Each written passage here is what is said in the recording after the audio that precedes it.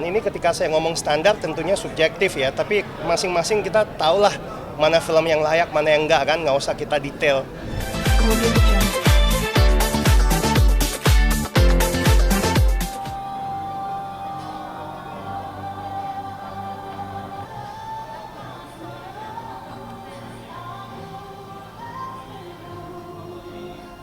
Mungkin gitu ya, lebih mengakar pada budaya sehari-hari ya. Kita coba ke arah situ memang. Apa yang kemudian bisa disampaikan pada saat syuting dan lain sebagainya, Pak? Terutama acting daripada Givina ya? Ya, bukan main Givina sih. Cast yang lain juga sudah bekerja di atas ekspektasi saya. Tapi memang saya harus kasih kredit spesifik khusus untuk Givina ya. Kalau teman-teman yang udah nonton filmnya kan pasti melihat baru hanya dari semua adegan yang dia lakukan itu butuh sebuah ketangguhan fisik yang tidak main-main. Bagaimana di atas jam 11 malam, hujan, dingin, dengan cuaca gunung seperti di Ciwidey, dia harus kita basah-basahin naik di atas genteng.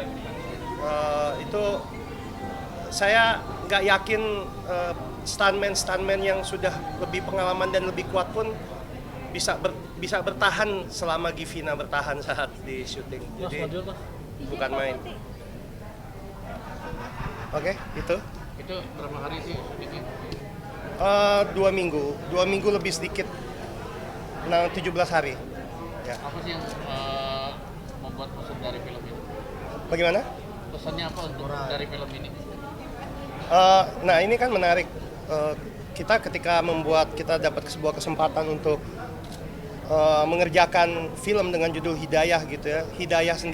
Kata Hidayah sendiri kan sudah mempunyai niatan, nilai, value yang semua mayoritas penonton kita tahu dan pegang ya.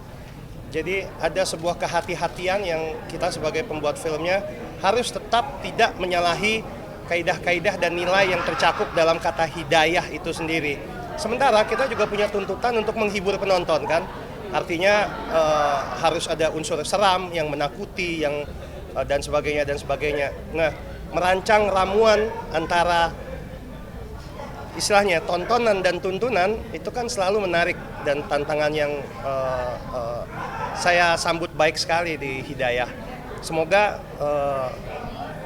apa yang udah kita lakukan dengan sangat adil bisa menjadi tontonan dan dengan sangat layak juga bisa menjadi tuntutan sesuai dengan tuntutan dari kata hidayah itu tadi.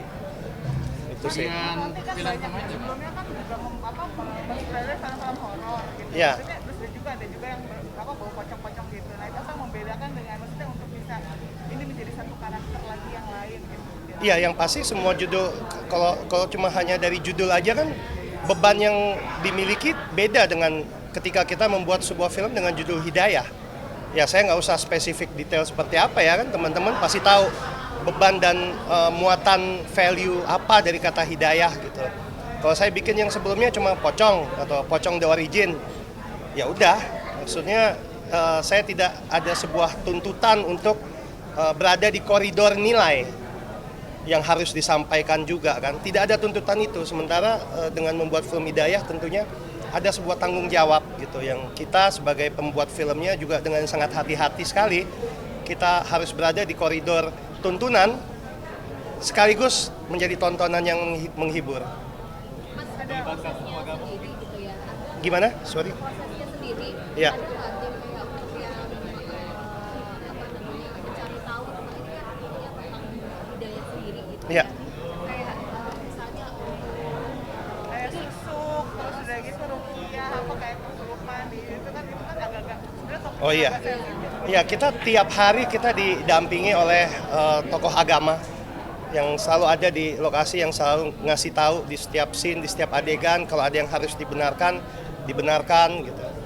Kalau itu nggak main-main kita, karena saya juga nggak berani ya. Itu kan, ya itu tadi yang saya bilang, salah satu tanggung jawab yang kita sebagai pembuat filmnya ya tetap harus hadirkan kehati-hatian itu. Tapi ngomong-ngomong, syuting yang di kuburan itu pas serem banget yang di dalam. Ya, saya sampai sekarang belum melihat ada adegan kuburan yang nggak serem ya. Jadi kalau memang serem ya, memang tujuannya Emang itu. sengaja itu ditaruh di depan, di depan gitu supaya emang udah langsung kayak Iya. memberi. Ya kalau itu dari skrip juga sudah begitu gitu.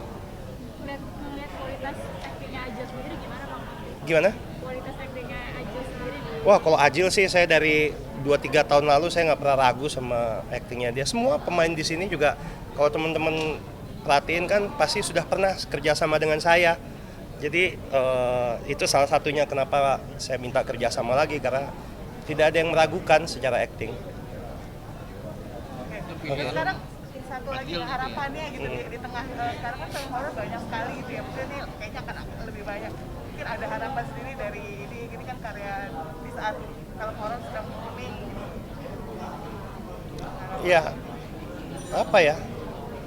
Ini kita sebagai pelaku industri dan teman-teman mungkin dari media yang sudah cukup lama meliput industri ini sangat paham kan bahwa siklus horor yang dinikmati sebagai sebuah tontonan di industri ini sudah siklus ketiga, ya kan? Sempat di awal tahun 2000, lalu kemudian agak sepi lagi, lalu di pertengahan tahun 2000, lalu sepi lagi, lalu sekarang.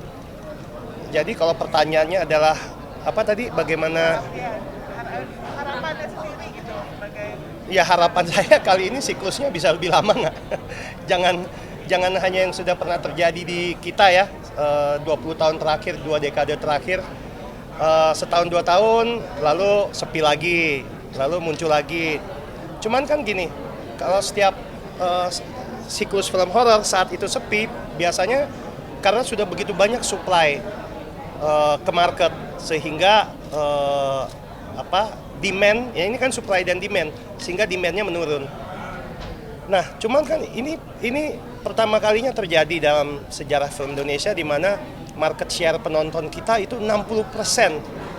Kita sudah resmi mengalahkan Hollywood.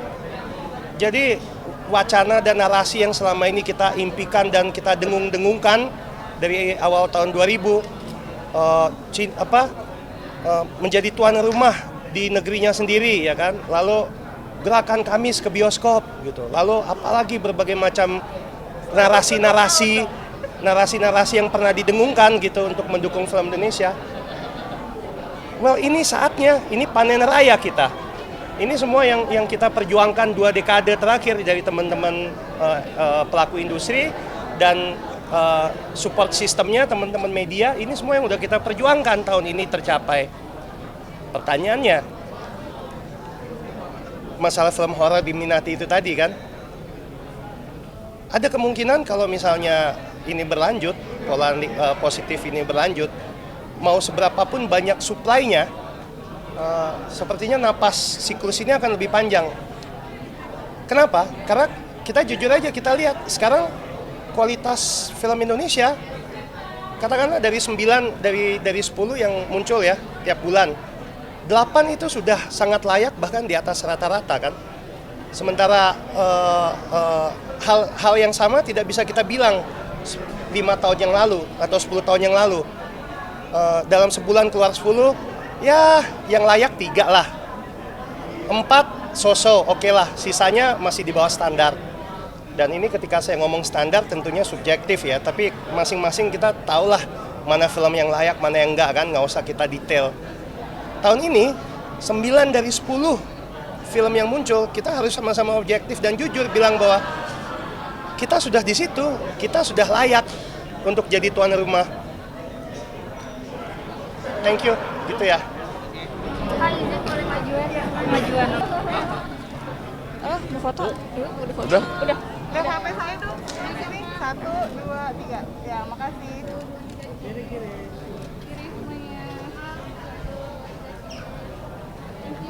Sama-sama. Oh. Gimana? Majuan saya nggak? Boleh majuan nggak? Maaf Kak, boleh majuan lagi dikit lagi? Boleh. Oh, boleh majuan lagi Om. Ibu yang dulu. Aji, dulu yang lain. Ya, lagi diambil. Barang kali. Jangan dibarungin nanti. Di kafe. Lagi di pick up gitu ya. Nih Bunda Dewi. Empat.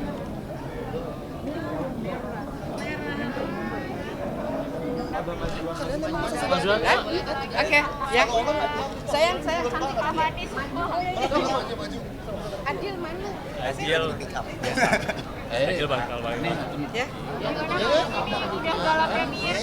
Gimana Mana dulu nih? Mana dulu yang muda-muda? Aku tuh jarang nonton film yang aku main. Karena apa ya? Kalau aku udah bekerja ya udah biar orang lain yang nikmati. Tapi aku penasaran karena ini pertama kali main film horor, ada horor religi kalau sebutanku. Dan yang lucunya aku masih kebawa emosi. Terakhir aku masih bisa sedih gitu. Masih bisa menikmati, ada jarak. Aku masih bisa menikmati ini film menakutkan, menyedihkan gitu, mengharukan. Tapi aku mau bilang terima kasih lah kepada MD dan kepada Pak Monty Tiwa dan juga semua kru yang sudah mempercayai aku, karena ini film luar biasa sih buat aku. Mana penjahatnya? Penjahatnya mana? Ya? Aku seneng lah ini pertama kali loh ketemu Bunda, walaupun tadi kita nggak sempat acting bareng ya waktu Iya, itu nggak ya. satu frame. Mudah-mudahan nanti di lain kesempatan bisa ketemu acting bersama. Tapi suatu kesempatan yang luar biasa, bisa ketemu banyak yang umurnya juga di bawah aku, di atas aku, jadi pengalaman yang luar biasa lah buat aku gitu. Cast-nya keren-keren sih, aku sih suka sama semua karakter yang ada di film ini. Aku surprise gitu, anak-anak muda sekarang hebat, seneng aku. Benar. Bu Dewi tadi dibilang bahwa ini pengalaman pertamanya. Iya. Kenapa akhirnya pengalaman pertama gabungnya di Hidayah? Apakah ceritanya yang menarik atau seperti apa? Aku sih kan melihat bahwa sebuah karya itu nggak bisa dianggap, oh ini horor kita nggak mau, enggak. Kalau jadi pemain tuh mau main di film genre apa juga, ini buat aku apresiasi gitu. Aku diapresiasi untuk ikut terlibat dalam sebuah pekerjaan, sebuah karya yang berkolaborasi dengan orang-orang yang hebat gitu. Karena membuat film itu kan bukan proses yang instan, dia perlu proses panjang, proses kerjasama, dan itu yang bikin kangen. Iya. Komen. Ini keren banget mainnya, aku suka. Saya udah jadi ibu-ibu. Kebetulan saya ibu-ibu, jadi aku suka banget perannya. Gimana Ren? Ini nah itu aja diserbu.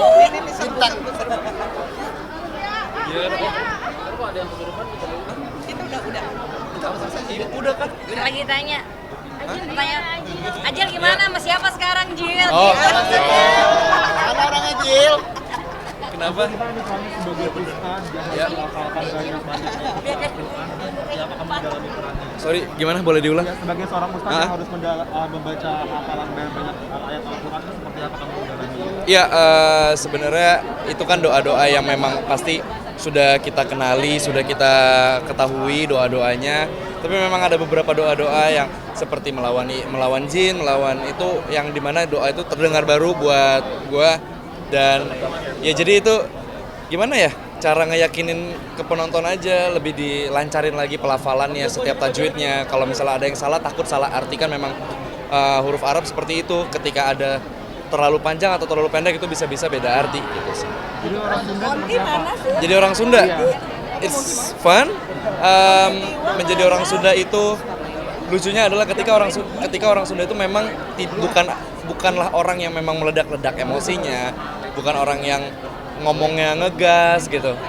Sangat berbanding terbalik sama gue yang emang gue kadang ngomong suka ekspresif dan tidak kalem-kalem amat gitu. Jadi Logatnya sendiri susah nggak? kenapa? Logatnya sendiri lo Logatnya sih kebetulan kakak tuh tinggal di Bandung. Jadi setiap kakak ke Jakarta selalu ngomong tuh logatnya tuh udah Sunda banget. Jadi ngedengerin kakak udah biasalah ngedengerin kakak ngomong Sunda. Terus dibantu juga sama Ibu Dewi Yul selaku orang Sunda beneran. Ngebantuin banget. By the way Ibu Dewi Yul ngebantuin dialog-dialog kita selama di Hidayah yang ketika memang diharuskan memakai bahasa Sunda, itu kita konselnya langsung ke Ibu Dewi Yul. Terima kasih banyak. Sama-sama, emang hebat-hebat semua. Kemudian